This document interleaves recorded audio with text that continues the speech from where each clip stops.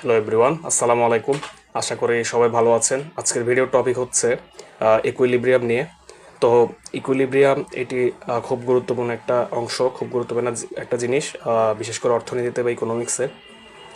তো ইকুইলিব্রিয়াম সম্পর্কে আগে আমাদেরকে বুঝতে হবে এটা আসলে কি বোঝায়, এটা দিয়ে এই টার্মটা বা এই শব্দটা দিয়ে এক্স্যাক্টলি কী বোঝায়, কী রিপ্রেজেন্ট করে। ইকুইলিব্রিয়াম শব্দের আবিধানিক অর্থ হচ্ছে সমতা বা সাম্যাবস্থায়, অর্থাৎ ইকুইলিব্রিয়াম মিন্স রেস্ট। ইকুইলিব্রিয়াম শব্দের অর্থ হচ্ছে রেস্ট বা সমতায় থাকা। অর্থাৎ যদি আমরা উদাহরণ দিয়ে বোঝাতে চাই, ধরুন ঘড়ির যে পেন্ডুলাম, একটা ঘড়ির যে পেন্ডুলাম থাকে, সেই পেন্ডুলামটা ডান থেকে বামে চলাফেরা করতে থাকে। তো যখন ডান থেকে বামে যায় তখন সেটা মাঝখানের যে অংশটা সেটা পার হয়ে যায়। ঠিক মাঝখানে যে পার্টটা সেটাই হচ্ছে সেই ঘড়ির পেন্ডুলামের জন্য ইকুইলিব্রিয়াম বা সমতার জায়গা, অর্থাৎ ভারসাম্য বা ব্যালেন্সের জায়গা। আবার একটা দোলনার দুই পাশে যদি দুইজন সমান ওজনের মানুষকে বসিয়ে দেওয়া হয় তখন সেই দোলনাটি স্থির অবস্থায় মাঝখানে থাকবে, বরাবর থাকবে। এটাই হচ্ছে সেই দোলনাটার ইকুইলিব্রিয়াম। তেমনিভাবে অর্থনীতিতেও ইকুইলিব্রিয়াম খুব গুরুত্বপূর্ণ একটা বিষয়। অর্থনীতিতে ইকুইলিব্রিয়াম বলতে বোঝায় যে equilibrium in economics means equilibrium in a market is the price quantity combination from which buyers or sellers don't tend to move away। অর্থাৎ অর্থনীতিতে বা ইকোনমিক্সের ভাষায় যদি ইকুইলিব্রিয়াম বুঝতেছে সেটা মানে হচ্ছে বায়ার্স ও সেলার্স, অর্থাৎ ক্রেতা এবং বিক্রেতা কেউই নির্ধারিত যে দামটা থাকে সে দামের চেয়ে বেশি বা কম যেতে চায় না। অর্থাৎ একটা ফিক্সড প্রাইস থাকে, সে প্রাইসের মধ্যে সেটা থাকতে চায় প্রাইস কোয়ান্টিটি, অর্থাৎ পণ্য এবং পণ্যের পরিমাণ এবং পণ্যের যে দামটা সেটার মধ্যে থাকার চেষ্টা করে। এখন ইকুইলিব্রিয়াম ইকুইলিব্রিয়াম সাধারণত তিন ধরনের আছে। আমরা যদি একটু দেখি যে একটা হচ্ছে স্টেবল ইকুইলিব্রিয়াম, একটা হচ্ছে আনস্টেবল ইকুইলিব্রিয়াম এবং আরেকটি হচ্ছে ইনডিফারেন্ট বা নিউট্রাল ইকুইলিব্রিয়াম। তো আমরা উদাহরণের সাহায্যে এগুলো বোঝার চেষ্টা করব। একটা উদাহরণ দেওয়া যাক। স্টেবল ইকুইলিব্রিয়াম বলতে কে বোঝায়? স্টেবল ইকুইলিব্রিয়ামটা আমরা একটু বোঝার চেষ্টা করি। স্টেবল ইকুইলিব্রিয়ামটা প্রথমে আমরা নর্মালি বোঝার চেষ্টা করি। এখানে একটা ঢালু জায়গা আছে। ধরুন এই ঢালু জায়গার এদিকে একটা গোলাকার বস্তু আছে, অথবা ধরুন এদিকে আর একটা গোলাকার বস্তু আছে। এখন যদি এই গোলাকার বস্তুটি আমি এখান থেকে ছেড়ে দিই, উপর থেকে ছেড়ে দিই, তখন সেটা ঠিক মাঝখান বরাবর আসবে, মাঝখান থেকে ক্রস করে উপরে যাবে, আবার এটি মাঝখানে চলে আসবে। তো এটাকে বলা হয় স্টেবল ইকুইলিব্রিয়াম। অর্থাৎ আমরা যদি একটা বস্তুকে ছেড়ে দিই কোন একটা জায়গা থেকে, তখন সেটা কিছুটা দূরে গিয়ে আবার অটোমেটিক নিজের অবস্থায় বা পূর্বের অবস্থায় ফিরে আসে সাম্যাবস্থায়। এটাকে বলা হয় স্টেবল ইকুইলিব্রিয়াম।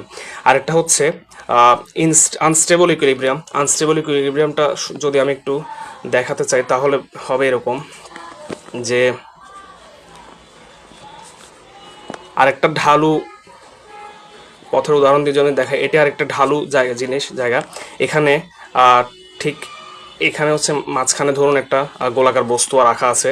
তো আমি যদি এ পাশ থেকে এই গোলাকার বস্তুটিকে ঠেলে এ পাশে ফেলে দিই, অথবা যদি আমি এ পাশে ফেলে দিই, তাহলে এটি নিচে গড়িয়ে পড়বে। এটি যে নিচে গড়িয়ে পড়বে এটি আর কখনো আগের অবস্থায় ফিরে আসবে না, বরং এটি অনেক দূরে চলে যাবে। তার মানে এটার মধ্যে স্টেবলনেসটা, যেটা স্টেবিলিটিটা নেই, তার মানে এটা স্টেবল ইকুইলিব্রিয়াম হলো না, এটা আনস্টেবল ইকুইলিব্রিয়াম হলো। অর্থাৎ আনস্টেবল ইকুইলিব্রিয়াম বলতে বোঝায় যে আমরা যদি একটা বস্তুকে ছেড়ে দিই কোনো একটা জায়গা থেকে, তখন সেটা অনেক দূরে চলে যায়, সেটা কখনোই আর নিজের ইনিশিয়াল পজিশনে ফেরত আসে না বা আগের জায়গায় মুভ করে না। তো এটাই হচ্ছে আনস্টেবল ইকুইলিব্রিয়াম। আর আরেকটা হচ্ছে সর্বশেষ 3 নম্বর যেটা, সেটা হচ্ছে ইনডিফারেন্ট অথবা নিউট্রাল ইকুইলিব্রিয়াম। ইনডিফারেন্ট অথবা নিউট্রাল ইকুইলিব্রিয়াম কোনটা? আমি যদি একটা সমতল রাস্তা নিই, এর মধ্যে ঠিক এখানে মাঝখান বরাবর একটা গোলাকার বস্তু রাখি, কথার কথা। তো এই বস্তুটিকে আমি যদি ডানে অথবা বামে হালকা করে পুশ করি, হালকা করে বল প্রয়োগ করে ধাক্কা দিই, তখন সেটা ততটুকু গিয়ে সে জায়গায় থেমে যাবে, সেটা আর আগের জায়গায় আসবে না, সেটা দূরে কোথাও যাবে না। তো এটা হচ্ছে নিউট্রাল বা ইনডিফারেন্ট ইকুইলিব্রিয়াম। অর্থাৎ একটা বস্তুকে বা কোনো একটা জিনিসকে যদি আমি ছেড়ে দিই আর বাহ্যিকভাবে বল প্রয়োগ করি, তখন সেটা কিছুটা সামনে যাবে বা কিছুটা পেছনে আসবে, কিন্তু কখনো সেখানেই থেমে যাবে, কিন্তু কখনো আবার আগের জায়গায় ইনিশিয়াল পজিশনে আসবে না। হয় আগের পজিশনেও আসবে না বা সামনেও যাবে না, কোথাও যাবে না, যেখানে ছিল বল প্রয়োগের ফলে যতটুকু গিয়েছে ঠিক ততটুকুই থাকবে। তো এটাকে বলা হয় ইনডিফারেন্ট অথবা নিউট্রাল ইকুইলিব্রিয়াম। তা আশা করি আপনারা বুঝতে পারছেন। এরপর অর্থনীতিতেও বা ইকোনমিক্সেও এরকম অনেক স্টেবল এবং আনস্টেবল ইকুইলিব্রিয়ামের অনেক উদাহরণ দেওয়া যায়। তো আমরা যদি একটা উদাহরণ দিই, ধরুন একটা পণ্যের দাম হচ্ছে 50 টাকা এবং সেটা হঠাৎ কমে 40 টাকা হয়ে গেল। এখন সেটার স্বাভাবিকভাবে সেটার চাহিদা বেড়ে যাবে। তো চাহিদা বেড়ে যাওয়ার কারণে সেটা হঠাৎ হবে কি, যদি সেটা চাহিদা বেড়ে যায় তখন কোনো একটা কারণে সেটা আবার আগের দামে ব্যাক করবে। তো এটা হচ্ছে স্টেবল ইকুইলিব্রিয়াম। আবার কোনো একটা পণ্য ধরুন 50 টাকা থেকে হঠাৎ বেড়ে 100 টাকা হয়ে গেল সিন্ডিকেট বা কোনো একটা কারণে, সেটা কখনোই আর 50 টাকায় ফেরত আসবে না, সেটা যেখানে বরং আরও সামনে আরও বাড়তে থাকবে। তো এটাকে বলা হয় আনস্টেবল ইকুইলিব্রিয়াম অর্থনীতির ভাষায় বা ইকোনমিক্সের ভাষায়। আচ্ছা, এখন অর্থনীতির ভাষায় ইকোনমিক্সের আর দুটো টার্ম আছে। একটা হচ্ছে সেটা যদি আমরা খেয়াল করি, একটা হলো সারপ্লাস আর একটা হলো শর্টেজ। সারপ্লাস মানে হচ্ছে, surplus means when quantity supply is bigger than quantity demand, and shortage means when quantity demand is bigger than quantity supply. এটা মানে হচ্ছে যখন কোয়ান্টিটি সাপ্লাই, অর্থাৎ যখন সাপ্লাইটা ডিমান্ডের চেয়ে চাহিদার চেয়ে বেশি হবে তখন সেটাকে বলা হবে সারপ্লাস। আর যখন কোয়ান্টিটিটা অর্থাৎ ডিমান্ডটা চাহিদাটা কোয়ান্টিটির চেয়ে কম হবে, কোয়ান্টিটির চেয়ে বেশি হবে, তখন সেটাকে বলা হয় শর্টেজ। অর্থাৎ যতটুকু জিনিস দরকার মানুষের সে অনুযায়ী পণ্য থাকছে না, তার ঘাটতি দেখা দিচ্ছে, এটাকে বলা হয় শর্টেজ। শর্টেজ কথাটা থেকে আমরা এটাই বুঝতে পারি যে শর্টেজের মধ্যে নামটা শুনে বোঝাচ্ছে কিছু একটা শর্ট থাকবে, এটা হচ্ছে শর্টেজ। তো এখন ব্যাপারটা হচ্ছে যে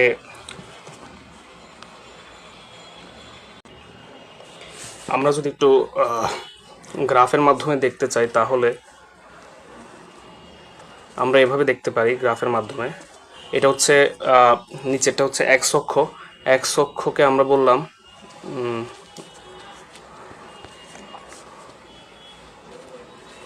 এক্স অক্ষকে আমরা বললাম কিউ, আর ওয়াই অক্ষকে আমরা বললাম পি। কিউ মানে কোয়ান্টিটি, পি মানে প্রাইস।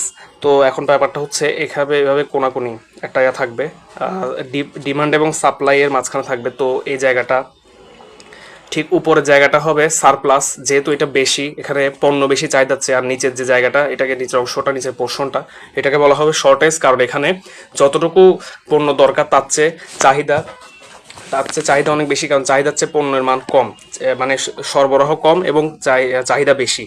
তো তার মানে নিচের পোর্শনটা, এই পোর্শনটাকে বলা হবে শর্টেজ, উপরের পোর্শনটাকে বলা হবে সারপ্লাস।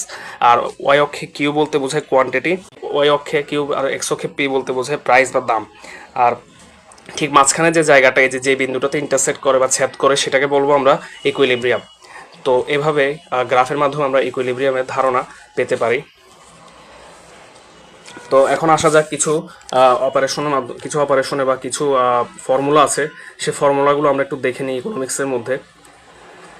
কোয়ান্টিটি ডিমান্ডের সূত্রটা হচ্ছে QD is equal to A minus BP, আর কোয়ান্টিটি সাপ্লাইয়ের সূত্রটা হচ্ছে QS is equal to C plus DP. তো এখানে এই টার্মগুলো আমাদেরকে বুঝতে হবে। QD means quantity demand, QS means quantity supply. আর এখানে আরও কিছু সূত্র আমরা সামনে পাবো, যেমন P star is equal to A minus C divide by B plus D, এবং Q star is equal to A D plus BC divide by B plus D. এখানে পি স্টার বলতে বোঝায় ইকুইলিব্রিয়াম প্রাইস, এবং Q star বলতে বোঝায় equilibrium quantity. অর্থাৎ সহজভাবে বললে একটা হচ্ছে শুধু প্রাইস এবং কোয়ান্টিটি, আর একটা হচ্ছে ইকুইলিব্রিয়াম প্রাইস এবং ইকুইলিব্রিয়াম কোয়ান্টিটি, যদি সেটার উপরে স্টার চিহ্ন থাকে, অর্থাৎ এগুলো ডিফাইন করা থাকে। হ্যাঁ, এখন এখানে কিছু যে টার্মগুলো আমরা দেখতে পাচ্ছি, সে টার্মগুলোর মধ্যে কোনটা দিয়ে কী বোঝায়? এ দিয়ে বোঝায় ডিমান্ড ইন্টারসেপ্ট, বি দিয়ে বোঝায় ডিমান্ড স্লোপ, সি দিয়ে বোঝায় সাপ্লাই ইন্টারসেপ্ট, ডি দিয়ে বোঝায় সাপ্লাই স্লোপ কোএফিসিয়েন্ট। তো এখানে আরও কিছু ম্যাথমেটিক্যাল টার্ম আছে। এখানে সিটা খুব গুরুত্বপূর্ণ। সিটা হচ্ছে সাপ্লাই ইন্টারসেপ্ট। সি এর মান যখন সি এর মান 0 চেয়ে ছোট হয়, আবার সি এর মান 0 সমান হয়। যখন সি এর মান 0 চেয়ে ছোট হয় তখন উপর P star is equal to A plus C হয়, এ মাইনাস সি হবে না, এ প্লাস সি হবে, যেহেতু এটা 0 চেয়ে ছোট, A plus C divide by B plus D. আর কিউ স্টার হবে এডি মাইনাস বিসি, যেহেতু সি এর মানটা নেগেটিভ বা 0 চেয়ে ছোট, divide by B plus C. এটা হলো একটা সিনারিও। আরেকটা সিনারিও হচ্ছে যখন সি এর মান 0 হয়, তখন P star is equal two, যেহেতু সি এর মান 0, তখন সি আর থাকবে না, সেটা ভ্যানিশ হয়ে যাবে, A by B plus D. আর কিউর মানটা হবে AD by B plus D, যেহেতু এখানে সি এর মান 0, সি এর মান থাকছে না। তো এই দুইটা সিনারিওর ক্ষেত্রে আমরা এই দুই রকমের ঘটনা দেখতে পেলাম। তো এই ছিল আজকের ক্লাসের টপিক। আশা করি আপনারা সবাই বুঝতে পেরেছেন। তো ভালো লাগলে অবশ্যই জানাবেন। তো আজকে এই পর্যন্তই। সবাই ভালো থাকবেন, সুস্থ থাকবেন। আল্লাহ হাফেজ, আসসালামু আলাইকুম।